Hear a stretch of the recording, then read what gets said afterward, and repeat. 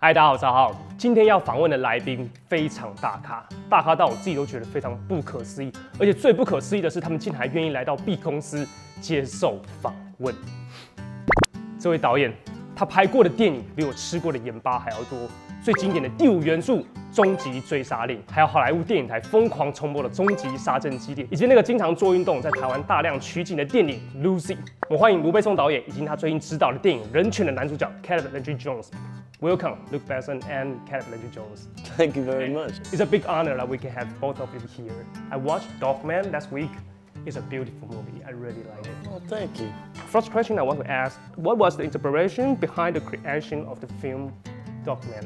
In fact, I read an article in a newspaper about this father who threw his kid in a cage for 4 years. Not only once. That's sad. It happens in France, in Romania, in US.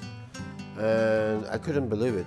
Like, you know, I'm a father of 5, so then I get intrigued, and then I start thinking about, okay, so when you start your life at 5 years old like this, what happened to you? You know, like what are you became? You know, what do you become at 5, 10, 15 years old, 20 years old? Do you become a monster, or you use all of this pain to be an angel? Okay. And it's the choice, you know, and we all have this choice. We know, everyone knows pain, but how we deal with the pain? Are we becoming somebody better or worse? He has a lot of pain, this character, Douglas, in the movie, Dogman. A lot of pain, but it's so interesting to see that no matter what, he decided to be good and to be an angel. So do you think Douglas is a monster in the beginning and become an angel in the end? No, we see him as a monster. We see him because we're afraid of him. Yep. When the film starts, it looks like, whoa, who's this guy? You know, he has like some blood. What has he like, done? Yeah, what has he done? And it takes never judge someone just by his clothes. Yep. You know, that's the process of the film. It's to learn how to love the monster.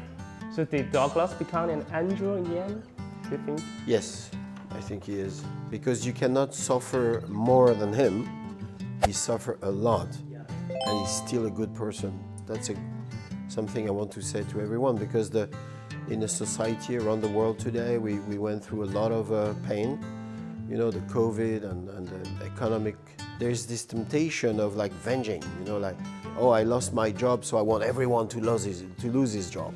We will get out of the situation if we are a little better and if we help the other one, and you know. Yeah, I think that's the beauty in the movie. I remember you keep getting to, as you're understanding Douglas more and more and finding out what happened to him and stuff, I just kept being, maybe impressed is the wrong word, but I'm not sure what the right word is, but like for instance, when Evelyn asks about his mother, and you expect his next, you know, words to be, yeah, that really messed me up. Yeah, what a terrible thing, huh? Can you believe that? Or, you know, you expect him to be angry, you expect him to, and she had to do what she had to do, you know, and he's forgiven her. Yeah. Somehow, and I was just marveling constantly as you find out more and more and more in the script, the way he's taken what has happened to him and how he's redirected it into something else. He tries so desperately to make something better out of something so horrible. Yeah. And I think he's a very, very strong character. And this script was so filled with so much love and so much positivity and also so much pain and suffering. And despite of the suffering, there is still love, which is, that's what we need to be sharing with everyone. And I want to ask Luke again, what is the most difficult thing and the funniest thing when you were shooting a movie with dogs? The most difficult thing is everything. Like, we have more than 120 dogs on the set. 120? More. More. Yeah. So it's a giant mess every day, and you just have to deal with it. There is no choice. You have to deal with the dogs and try to get friends with them, to understand them, how they work. and to adapt yourself every minute. You know, one thing works, oh, it doesn't work anymore, oh, let's try this. And I was lucky enough to have this great guy, this actor, because he's very patient. Okay. He generally loved the dogs also, and the connection was there, so I just have to play around and film them all together. He was the best dog in the movie. But no, that was hard. The funny part, I don't know, it's most of the time it was very emotional. I won't say like funny, because we were so concentrated. It's a very hard movie to do. Yes. He's playing like 6, 7 different characters, so you always have to remember, you know, which one, how it comes inside the story. So you pretty concentrate all day long. So once in a while you have a smile, but most of the time you concentrate. And then every now and again the skies would open up and we'd be given a little miracle, like baking a cake, the scene of baking the cake. You turn around and Mickey the dog is a little, and you cannot tell a dog, okay, lick. At this moment, perfect, you know, but you, sometimes these things happen and you go, yes, dude. It's almost like, you know, these guys who cross the Atlantic by themselves on a boat. Yep. As a race, you know, they're racing, and you say, what was the funniest moment? When I knew I was gonna make it, I started to smile. So did you think this movie will work when you use CGI dog? If you use CG dogs, then you will control for sure, but then it will be fake. The dogs actually give us way much more than we thought. Mm-hmm. And the fact that you have to play with it, it's like an actor. You know why a real actor is better than CGI? Yeah. Because he can bring you things that you never thought about. Yeah. And suddenly in the middle of the take, you know, there's sometimes some lines that was not written, but as Dogman, as the character, in the middle of the scene, he just say it. Just pop out. Yeah, and you know, the CGI actor will never do that. Even with the best algorithm. I want to ask Caleb, so what is the most difficult thing when you act with dogs? To be honest, it wasn't difficult. Wasn't difficult? No, I mean not in that kind of way. It's harder to work with actors that shut down and shut off and don't want to play with you. Yeah. I think that's much harder. And the dog never did. Not a single dog ever went, I'm not giving him anything. You know, they're always reactionary. They're always in the moment. And as an actor, that's your job, to be in the moment. And so the dog just brings you to that, which is great. Because sometimes actors, it's harder to do that with some actors, you know. But with every single dog, every actor, it was quite easy in that kind of way.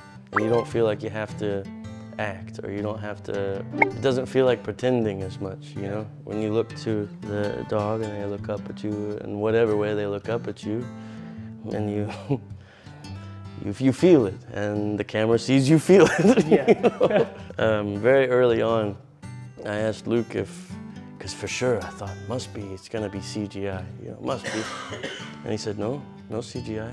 And I was so thrilled and excited by this idea because of that, because I knew for me I wouldn't be able to control or fabricate certain things in that kind of way. Like with CGI, I'd be talking to this the whole time, and I'd be doing the scene with this thing, and what is that, you know? Yeah. Some actors can do that, but I'm not too good at that. So there's a couple of stars, dog, who are stars in the movie. They come from Los Angeles, from Hollywood. Okay. So I wasn't the only one. You know. Some of the dogs ask me, does the actor will be CGI? And I say, no, that's gonna be, they say, oh, okay, cool. Who is he? I've heard of him. Do the dogs have toilet on the set? And what is it like?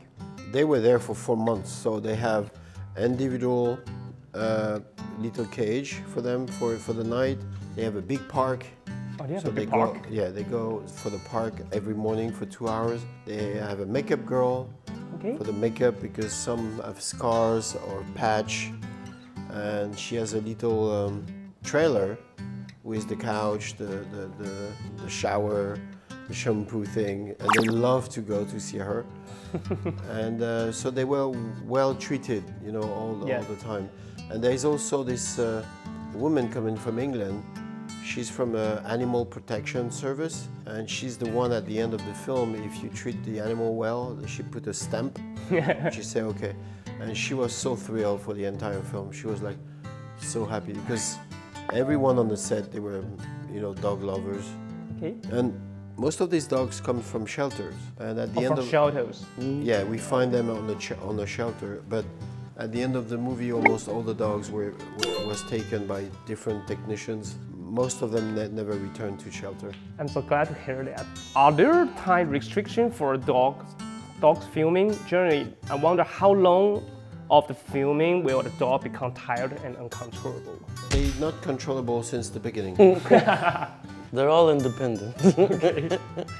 There's a scene where he's in his chair and he's reading Shakespeare, and I have 100 dogs all around, and they need to be very calm. So you can't do this scene at 8 a.m.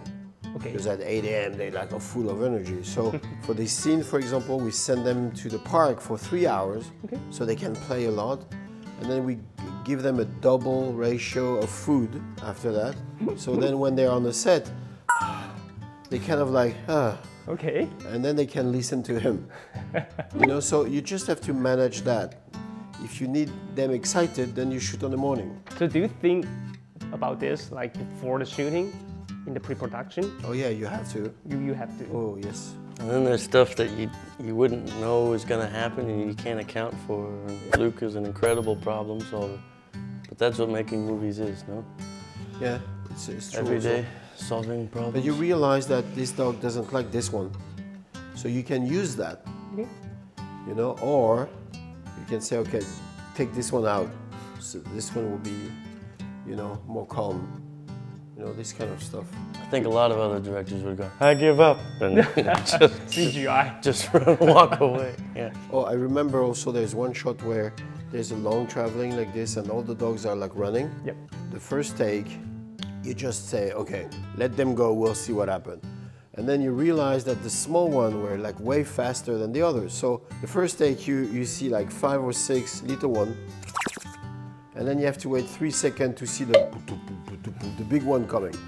Okay, so now we change. We put the big one first, and we hold the little one. But it's exciting for them. So no matter what, the little one always be first. They want to pass the big ones. So now we have to hold the little one 3 seconds before to let them go.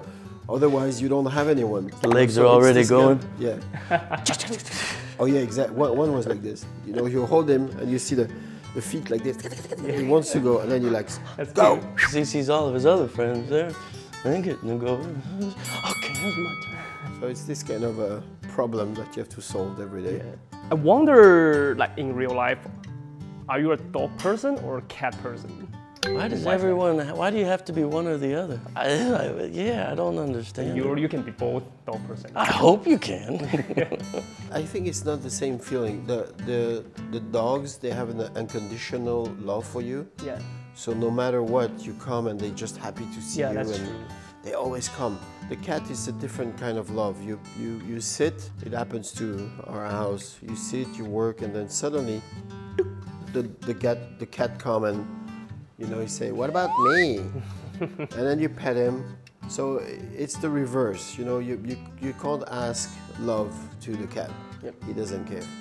I disagree. I think if the cat was able to move their eyebrows like dogs, we'd be, you know, we'd be going, oh, that cat just, oh my. That's right. Because dogs can use their eyebrows. Yeah. And cats, which I think very much gives them this, you know, kind of. But how many times you feel that you want to cuddle with the cat and say, oh, come, and then he doesn't care. He goes. Dogs will never do that. So do you have dog or cat with you? I think I might have some cockroaches and a few fleas, but I don't have any animals. I don't have a house at the moment that I feel is a good, and I go away a lot. Oh, yeah, that's why. I don't like this idea of, yeah. It's more complicated. It's a complicated question. I have both. The dog is with us all the time. The cat comes when he wants. So do you have your dog like, on the set? Yeah. Maybe in the movie? Oh, he's shooting in the movie. Oh, really? In the movie. Which one? The first one. The first one we see when Douglas is 12, he's a young boy. Yep. And he's on the cage, and through the cage there is one big brown dog who lick him. Okay, So that's your dog. Yeah. He doesn't believe he's a dog. He thinks he's a human. Really? He watched the other dog like who are they? So he eat on table? Almost. He wish. For example, if you do, on the summer holidays, sometime you do the buoy for the kids. There's a buoy and there's a jet ski, for example, and the buoy's on the back. He goes on the buoy. He goes on the jet ski. He goes everywhere. Like he doesn't see any limit. So why I'm not part of it? Yeah, I want to congratulate to Caleb Jones for winning the Best Actor award at the Cannes Film Festival. Oh, thanks. 2021. And I would like to ask if Caleb have had any profound experience or challenge while portraying Douglas in documentary. There was a lot of challenges. Every day was a challenge in one way or another. But Luke gave me so much, we keep saying it's like a bunch of food, And you take the food and you eat the food, and some of it really helps you a lot, some of it helps you a little less, but it all informs you step by step by step to what Douglas needs to be for this film, the character needs to be.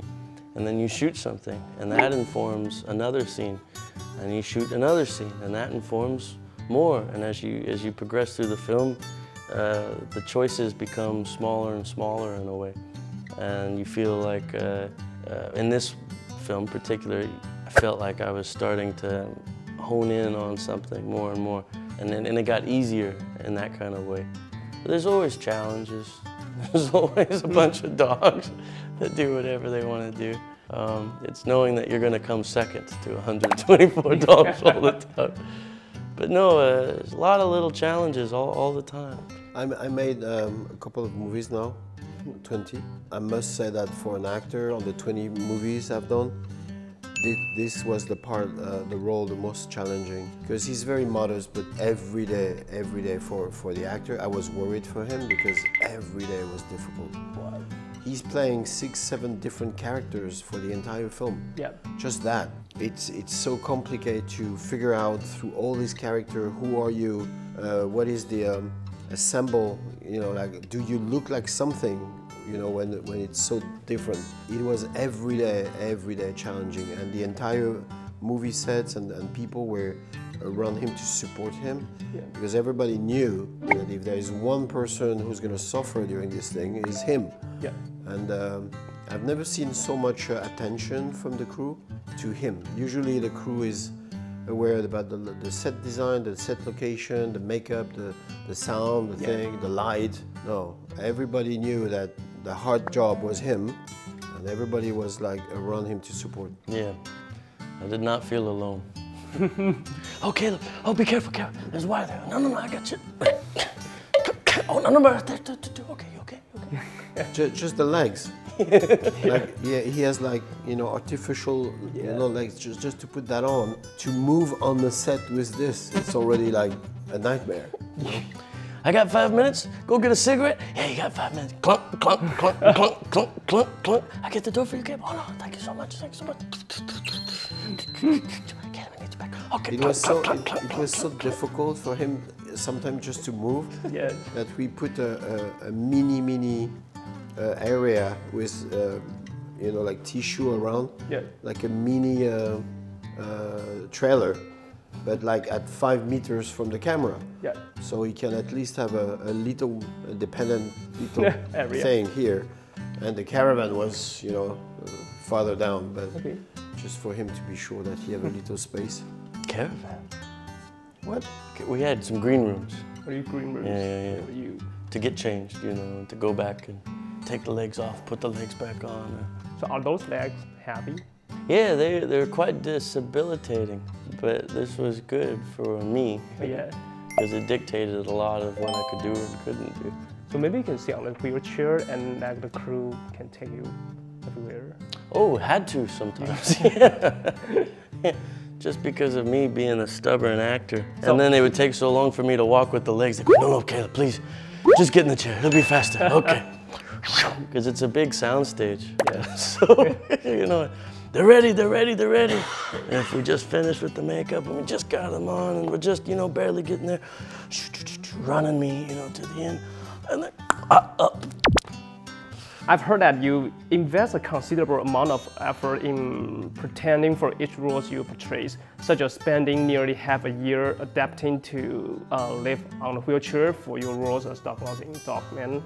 I would like to ask, after finished shooting the films, how have these diverse characters impacted you, and how do you detach yourself from those roles? I don't think about it much. Usually finish a film, I get depressed, I'm sad. You get depressed or sad? A film is it's hard to explain. It's a very incredible experience. It's a very special thing. For several months or for however long you're filming, there is something created, you know, sometimes it feels like a family. Sometimes it can feel more like you went away to camp or something as a kid or something. But there's something that happens, and when it's over, it's quite sad. and it's also you're saying goodbye to a character that you'll never experience again or play again. And you, like you said, you invest so much time and so much thought and fear and everything into that when it's over, you kind of feel a little overwhelmed and underwhelmed at the same time. And you're also wondering if what you did was right or was it good. And so it's a very strange thing, but usually finish up and eat a lot of food. Lately I've been watching a lot of cooking shows and try to make music and get out the depression another way, you know, try to do something with it rather than just sit on it. But each film is different in one way or another, but you always end up sad after when something happened. Sometimes things don't happen and it's not right for you and just, you don't feel like this and you're just looking for the next thing because this wasn't right for you. But I've been very fortunate to work on quite a few projects where it really feels like something has happened. And so after this film, yeah, it was sad. What about you? Do you feel sad? He's still working. He's still got the rest of, he's only partially, you know. What's interesting is the shooting is usually like 400 or 500 people working together, so it's a big family. And you're running after the time, running after the sun, running after everything. And then suddenly, you cut all this, and for 5 months, you're two, the editor and you, in a room, you know, like 4 meters square. And the change, it's almost like going from -20 to +30. It's a big jet lag suddenly. You really change your conception. There is no more energy. There is no more like screaming, yeah, action thing. It's just like sitting in a room for a month.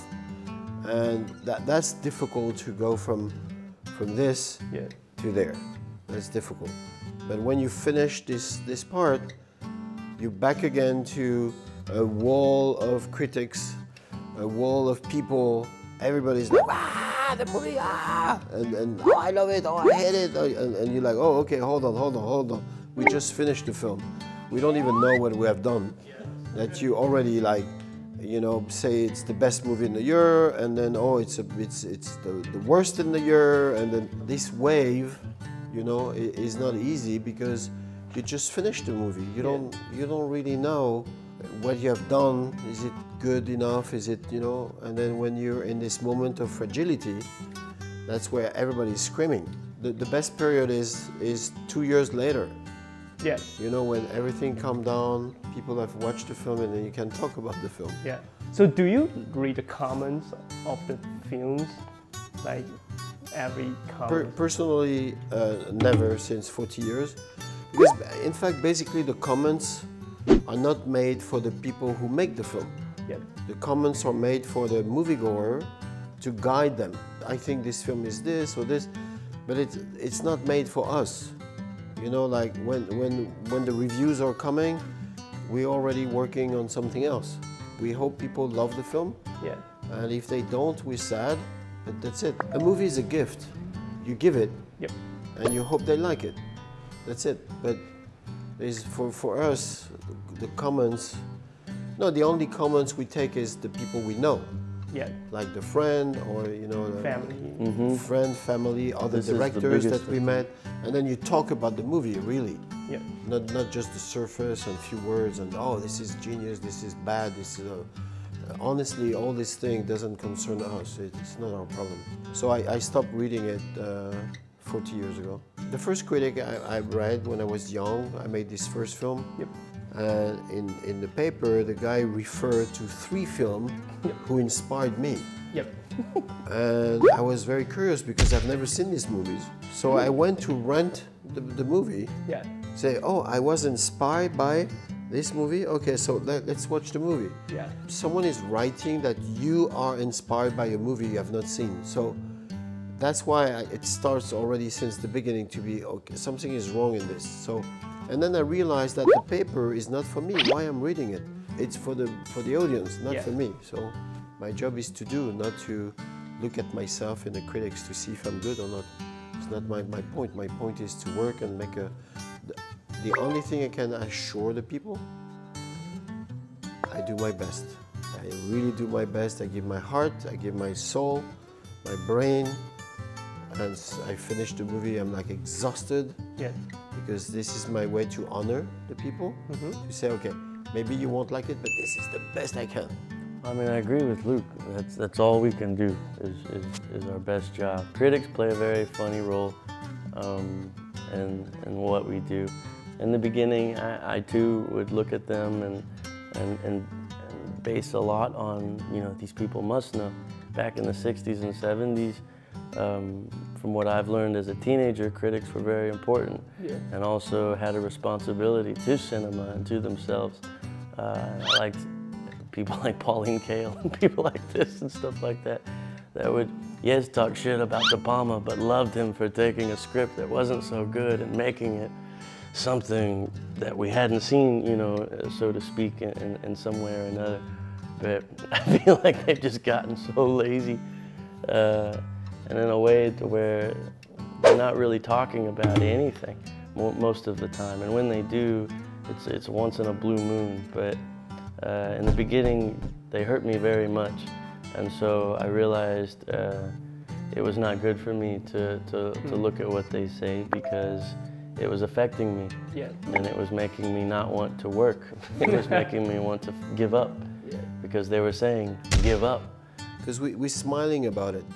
But in fact, this young actor, a few years ago, because we talked about that like yesterday, he was a young actor and he read that he's so bad that he should cut it off. He should stop acting. A few times. A few times. And he was like 20 years old. You can kill someone with that. Yeah. And they don't give a I'm sorry. They don't care. They almost killed him. You know, like for a moment, he was so desperate. Say, oh, he will never do anything in his life. He won't. You know what? A few years later, he did Dogman. No actor in the world can play better than him on Dogman. No one. So this critic at the time who almost killed him is a and you know, it is. And you know what? He should stop. He should stop writing. You know, because he's hurting people for nothing. Yeah. But it's like our film, you know, Douglas taking something and making something better out of it. Exactly. You know, be honest to themselves rather than angry at what they're not or whatever is bothering them and take it out on others. But also to be on the side of movies. Yeah, cinema. You know, to be on the side of movie because they get paid every day. Yep. Because we are working. You know, that's how they get paid. Yeah. So a 20 years old actor, even if you don't like so much the work at the time, why not to be just a little like, keep going, man. You know, like, you have few things. But he tried his best. Yeah, like just to give some hope to a young actor. Just to give some hope. Why to kill a young actor? Yeah. Why? It's so mean for nothing. This guy never played in his life. He doesn't even know what it is to take it from here to here. He doesn't know. Yeah. So what he's talking about? In America, we love to build up, take down. Build back up, take down again. like Richard Pryor is a comedian in America, and he's a very good example of someone that's up and down and up and down and up and down, and is still to this day known in America as one of the greatest comedians to ever live. But they tried so hard to ruin him again and again and again, to the point where he goes to Africa because he's... You went to Africa? Well, yeah, but I will stop talking about Richard Pryor. But he's a good example for me of someone that was constantly in the face, and in spite of what he was hearing, was still true to what he was thinking in that time, and that changed over time. There's a little funny book that directors offer to other directors. It's a little book where they put all the critics since the 50s, all the very famous critics, like this guy, for example, talking about a group of musicians saying, oh, they're really bad, in 1 month we won't talk about them anymore. That was the Beatles. Okay. You know? Yeah, and the book is all about that. It's all about the, the wrong comments about people who became like just genius. Yeah. And we love to offer each other this book just to remind us, Yeah, they are wrong. Most of the time. Final question, I would like to ask if both of you have any advice for young people or students who aspire to pursue careers in directing or acting. Don't lie to yourself. Be sure that if you love it, go until the end, because it's going to be a very, very tough road. You have to be sensitive on one hand, and you have to be a rock on the other hand. So good luck. Yeah, I can't think of anything to add. Rejection is so much a part of it. So get ready for it and get used to it. But don't let it take you down. At the same time, it can be maddening to try something and never get an inch. And sometimes it's best to say, not tell that person to keep going, because it is destroying them. But for those out there that, it's hard. I shouldn't give any advice. Yeah, don't lie to yourself. Like, you can love movies, for example. It doesn't mean that you have to do movies. You can be a movie lover. It's great. It's not the same job than doing movies. So it's something very different. So you need to be sure that you're passionate about it. If you have no other choice that your passion, just do it. Just be prepared. You're going to suffer a lot, but be prepared, do it, because that's the only way. Thank you for coming. No, thank you very I'm much. so honored to interview you too. Thank you. Thank you. Thank you. You're a man. Thank you. 电影《人权》现在已经在电影院上映了，各位观众朋友们一起进电影院来看卢贝松导演新导的新戏《人权》，里面有 Kepler 非常精湛的演出，我自己非常非常喜欢。那就这样，我们电影院见，拜拜，拜拜，拜拜，拜拜。I really appreciate it. Thank you. Thank you.